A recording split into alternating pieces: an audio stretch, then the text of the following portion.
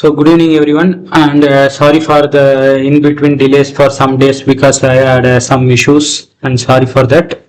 And welcome to the day 31st of our UGC-NET Paper I class. In today's class, we are continuing with logical reasoning. In that, today we are going to see about the topic on evaluating and distinguishing deductive and inductive reasoning. So I hope those who have attended the first day of this Unit-6 class, that is day 28th. So if you guys remember, or if you could recall as we are speaking from the PPTs, we have already seen about deductive and inductive, and the third one is abductive.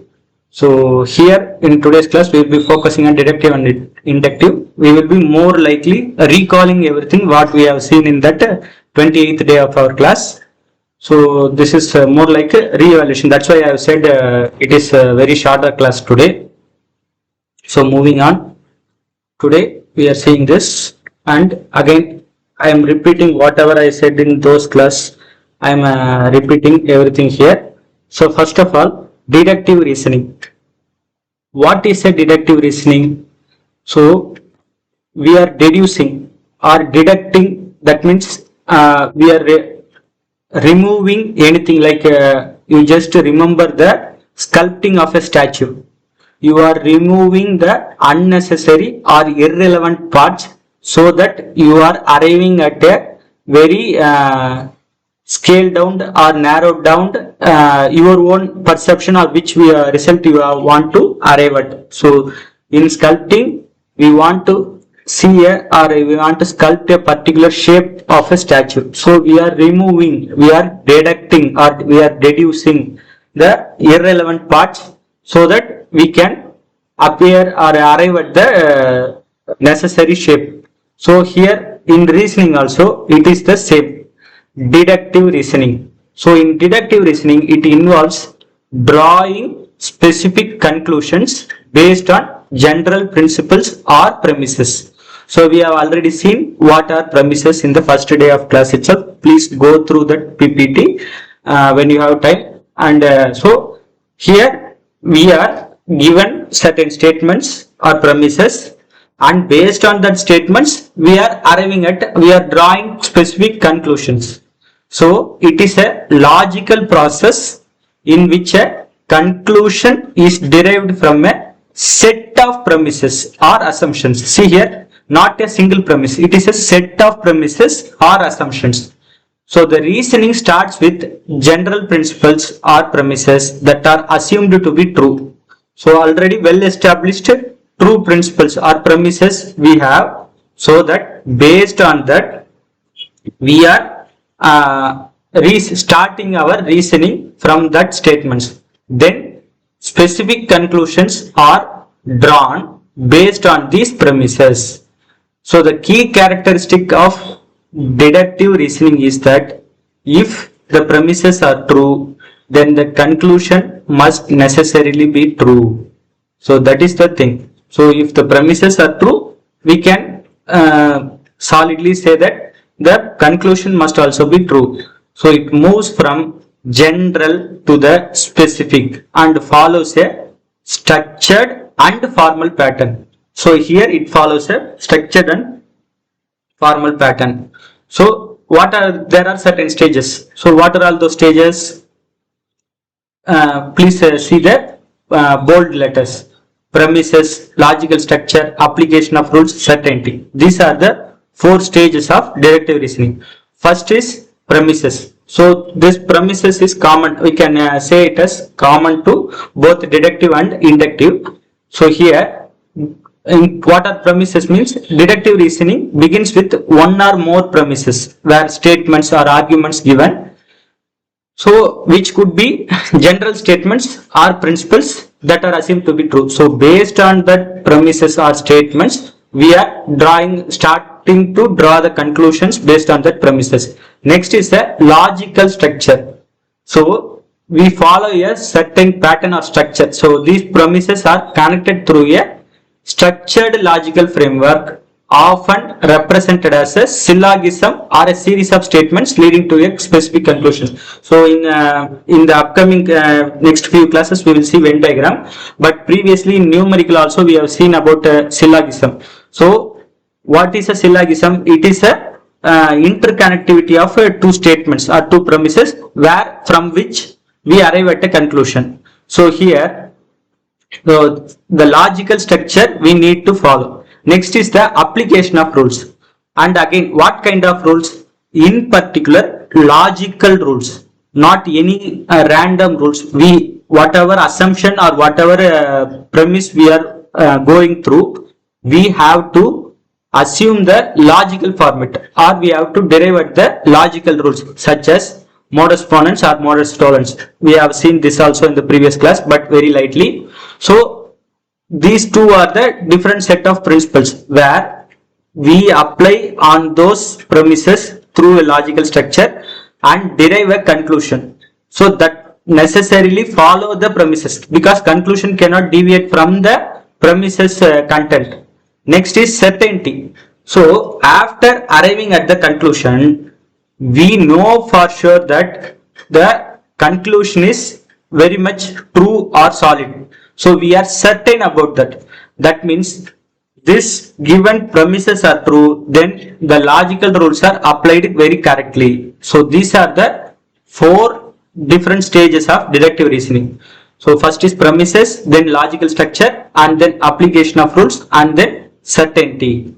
So here the conclusion is certain. That means the premises are true, and then the logical rules are also correctly applied, so that we know that the conclusion is absolutely certainly true. So next is inductive reasoning. So what is the inductive reasoning? So inductive reasoning is a logical process in which generalizations are made based on specific observations or evidence. In deductive, we have seen that we have certain set of statements or premises. We arrive at a conclusion based on that. We do not generalize that conclusion. But here, instead of having a statement, we are having, excuse me. So we are having a set of observations. So based on that observations, we are arriving at, or we are getting certain data, and based on that data, instead of assigning those data to the particular observation, we are generalizing it for the whole thing. So here, unlike deductive reasoning, inductive reasoning does not guarantee the truth of the conclusion, because when you evaluate on a particular manner, the results might vary between each particle, or even to some at sometimes even each observation also might obtain a different data. So here the truth of the conclusion is not guaranteed. Instead, it suggests that the conclusion is probable or likely based on the available evidence. So those who have I don't know how many of you remember that, but in +2 you might have heard about simple pendulum experiment. So in that, our final result should be the gravity value. That means in the after point that might vary, still the first two digits after the point should be 81. That is, the gravity value is 9.81. So it could be 9.813, 9.814, something like that. But the value 9.81 should arrive at all the persons who are doing the same experiment. So that means that also this 9.81 cannot vary even you do the same experiment in whichever part of the planet Earth. So wherever you are on the planet Earth, this value should be the same. So, but how did we arrive at that value? Some might have done that experiment, some might have calculated it, and based on that observation and calculation, they have generalized that the same value could be the same for all the places over the Earth. So that means instead of providing a fixed conclusion, it is more like a probable or likely. So like I said, 9.81 is the fixed value, and after that 234 or 236 or something, whatever, 43, whatever. So that could change from person to person or experiment to experiment, but the whole rounding of value should be 9.81 here. So that's why the conclusion is probable or likely based on the available evidence. So this type of reasoning is often used in scientific research where certain patterns are observed in specific instances and are generalized to make broader predictions or hypotheses. So like the same experiment, like pendulum experiment, we are calculating the gravity value or even velocity of the light or sound. So there are certain values are already observed, but even though we could say that all those values could be 99% sure, but there is a 1% of possibility of error where it might change based on the medium also. So here we are observing using this type of reasoning in scientific research where we are observing the patterns and then generalized the whatever observations we have made and made to make a broader predictions. So here also there are stages. Actually there are totally 6 stages. The 6 stages are, first is their premises would be there. First thing here, observations would be there. Next, pattern recognition and then generalization and then formation of hypothesis, testing and refinement, probability. So observation, we as a scholars or professors, while doing a thesis work, research work, we are observing certain things. We are observing the population, and that might differ for a science oriented subjects. That research might be lab oriented where they can use microscope or any other scientific equipments. But as for social science and arts, we are deriving that observation data based on certain thing.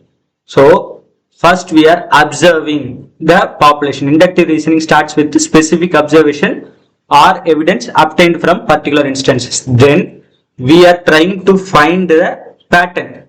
So pattern recognition, patterns and similarities. So certain we are arriving at the people over age 35, they have less knowledge of using the mobile gadgets well efficiently than the people who are at 25 age. So this is some kind of pattern we have observed on the certain instances. So that is the pattern recognition. So patterns, similarities or trends within the observed data are identified. Then this inductive reasoning involves recognizing regularities among specific instances. So after observing and then identifying the pattern, we are now generalizing to all the people. So most of the experiments or market data would be observed based on the certain very limited number of people. But based on that limited number of people, we are generalizing to all the public. These people would be like this, or that category of gender would be like this. So we are generalizing that based on observed patterns. A generalization is made that extends beyond the specific instances. So this generalization is a probable conclusion, but not necessarily certain, like I said. So if you go to the Chennai area or any metropolitan city area, the people between 25 to 35 age group, they might be well equipped, well knowledge or well aware about certain things when you compare with the people from non-metropolitan cities, that is even to be precise rural areas, the same age group. Why? Because they are thing. But when you start to question or identify the individual person or individual data, the results might vary. But as a general, we are generalizing these. Nowadays we are calling it as stereotyping. So that is also a extreme version or negative version of this generalization. So we have some experience about one thing or about one person, and we are generalizing the same fact and assuming to be the same for all the similar people. So that is generalization. Next is formation of hypothesis. After generalization in thesis, we are forming a hypothesis and then we are testing that hypothesis. So formation of hypothesis. Inductive reasoning often leads to the formation of hypotheses or theories that explain the observed patterns and suggest a broader trend or principle. So these hypotheses are formed due to formed to express or explain the observations and the generalization idea, so that it can be applied to a broader stream. So now after formation of hypothesis, we are testing and refining the hypothesis. So in our thesis, we will test a hypothesis, we will find either it is accepted or rejected, that's all. But here, instead of hypothesis, if you are forming a theory, then you are testing your theory and then you are refining that same theory. So generalization or hypothesis is subjected to further testing, experimentation or observation. So if any additional evidence which supports the initial conclusion we have arrived, it may be refined or adjusted accordingly. So because of all this, here we have probability, not certainty. Why? Because we cannot definitely 100% say that this conclusion we have arrived is true, because there is a probability of there is a possibility of change. That's why here it is more of a probability. So the conclusion reached through inductive reasoning is probable or likely, but there is no guarantee for certainty. So the strength of the conclusion depends on the consistency of the observed patterns. So if there is any different pattern is observed or any change in the pattern is observed, then we can assume that the conclusion which was formed might not be true. So these are the 6 stages of inductive reasoning. So now here I have given a small diagram explaining what is deductive and inductive. So deductive argument. This tries to prove conclusion is certainly true. So in deductive argument, we have 2 possibilities. One is either valid or invalid. So if it is valid, means conclusion is necessarily true given the premises. Invalid means conclusion is not necessarily true given the premises. So see here, the conclusion becomes valid or invalid only based on the given premises, not any other thing. So it should be solely focused on the premises only. And invalid also, it is again categorized into sound and unsound. So if it is a sound conclusion, all the premises are true, then it is a sound conclusion. If it is unsound, at least one premise is false. So if the most usually we will have 2 premises and the third one is conclusion, but there are certain cases where 3-4 premises are there. So among that, at least one premise could be false. So that is unsound. Now coming to inductive argument, see here, this tries to, here it tries to prove, here it tries to imply. Conclusion is certainly here, probably here. So tries to imply conclusion is probably true. Here also, instead of valid and invalid, they are categorized into strong and weak. So strong means conclusion is highly probable given the premises. Weak means conclusion is not highly probable given the premises. Again, the same strong also again categorized into cogent and uncogent. So cogent means all premises are true. Uncogent means at least one premise is false. It is the same as this thing. So this is the deductive and inductive argument. Now see here, our topic is actually evaluating and distinguishing. Now we have gone through what is deductive and staging and inductive and then its stages.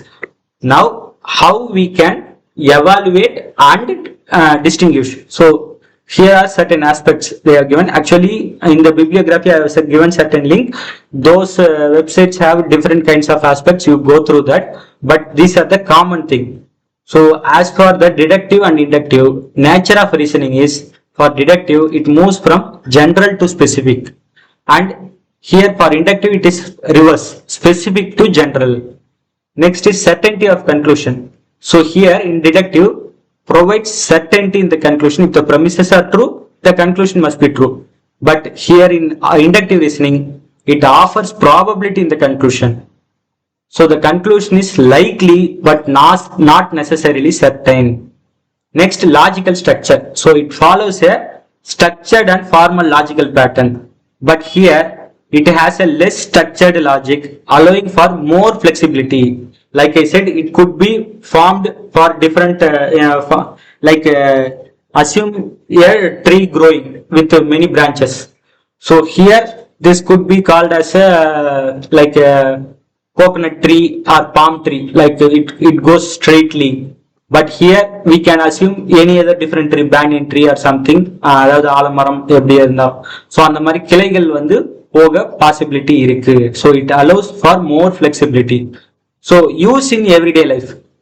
And இது பார்த்தீங்கன்னா commonly used in problem solving and decision making with clear rules or principles. ஒரு ideology நம்மளுக்கு கரெக்டா இருக்குன்னா அதை வச்சு we can arrive at decision making process and problem solving. So deductive reasoning அங்க use ஆகுது. But inductive reasoning, like I said, frequently used in scientific research and forming hypothesis based on repeated observations, not one observation or single two observations. It at most for more than 10 to 20 observations. Next, examples. So as for the examples, see here, all men are mortal. This is one statement. Socrates is a man.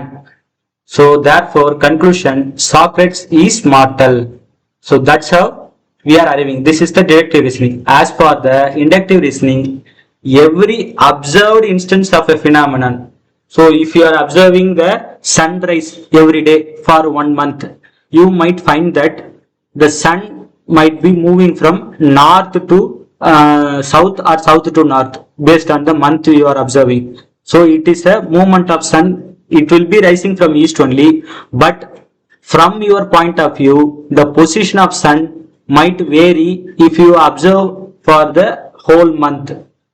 So every observed instance of a phenomenon has a particular characteristic. Therefore, the phenomenon likely has that characteristic. Next, rigidity of conclusion. Rigidity means without any deviation or very strong. So the conclusion is rigid and inflexible, directly following from the premises.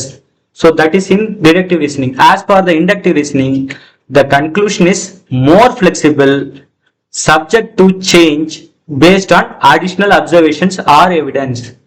So the same example we can for like observing the sun. For observing the sun, you can directly observe with your naked eye, or you can use any telescope or any binoculars, so that you can minutely find any variations on the movement of the sun. So once the sun is moving, that is certain, but the movement based on the pattern or flow, using certain equipments, you can easily add additional points to support your conclusion. So these are the aspects based on which deductive reasoning and inductive reasoning are evaluated and then distinguished. So that's all. Today I didn't give any questions because in the first class itself I explained, and these are somewhat we cannot deviate by concept wise, so that at the end of the session or any somewhat closer to the session, I will be giving more questions for this reasoning. So that's all for the class today, and these are some bibliographies. You please go through everything, and then so that's all. Any questions?